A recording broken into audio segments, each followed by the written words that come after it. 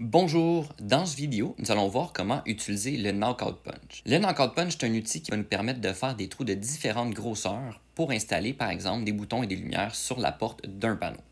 Comme vous pouvez le voir, j'ai solidement fixé ma plaque sur un bout de bois pour la supporter et ce bout de bois-là va être serré dans un étau. Comme ça, je vais m'assurer qu'il n'y a rien qui bouge. Lorsqu'on va couper du métal ou même des fois du bois, la mèche peut mordre dans le bois ou dans le métal et faire tourner la pièce, ce qui peut être dangereux. Donc, en étant bien fixé comme ça, on s'assure de travailler en toute sécurité. Pour commencer, on doit marquer l'emplacement des trous à percer. Dans mon cas, je vais utiliser un pied à coulisse qui va être fixé aux bonnes dimensions pour faire des petites marques sur la plaque de métal. On peut naturellement aussi utiliser une règle et un crayon pour faire ces marques-là. Assurez-vous de mettre les trous dans la bonne orientation, sans quoi, lorsque vous allez mettre la plaque pour mettre les boutons avec la lumière, ça ne fonctionnera pas. Une fois les marques faites, on va pouvoir trouver le centre de notre trou.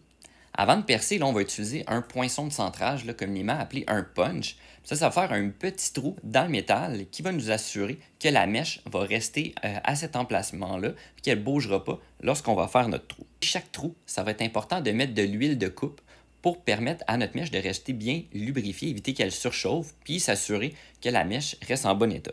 Au lieu de faire juste un gros trou, on va se faire une petite série de trous pour nous faciliter la tâche. Donc, on va commencer par faire un petit trou, ensuite une grandeur à peu près entre les deux, puis on va terminer avec le trou de la grandeur finale. Une fois les trous faits, assurez-vous de bien nettoyer la place pour mettre toutes les petites limailles et le bois dans la poubelle. Une fois que le trou de la grandeur finale va être fait, on va pouvoir utiliser le Knockout Punch. Le Knockout Punch va être composé de 3 parties. Il va avoir la botte avec une base qui va avoir un morceau rotatif qui va nous permettre que la botte tourne facilement sur la plaque. Ensuite, on va avoir un cylindre, ce qui va permettre au poinçon de rentrer à l'intérieur, puis de justement faire le trou. Et on a notre troisième partie qui est le poinçon, que lui, on pourrait l'appeler aussi le punch, puis c'est lui qui va venir faire le trou et lui va se visser sur la botte.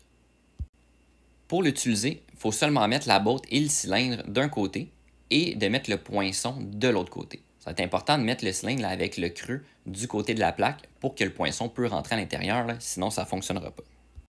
Encore une fois, j'ai solidement fixé ma plaque dans l'étau pour s'assurer qu'elle ne bouge pas et me faciliter la tâche. Puis je vais utiliser un ratchet pour serrer la botte pour finalement avoir le trou de la dimension pour le bouton ou la lumière.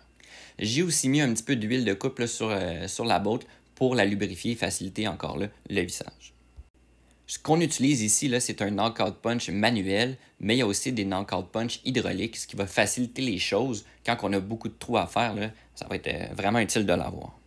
Une fois que le trou est fait, il va simplement suffire de dévisser le poinçon et puis de retirer le morceau du trou qui a été fait pour avoir finalement notre trou. On va ensuite répéter les mêmes opérations pour le deuxième trou. On pourrait continuer comme ça pour le nombre de trous qu'on a besoin à faire.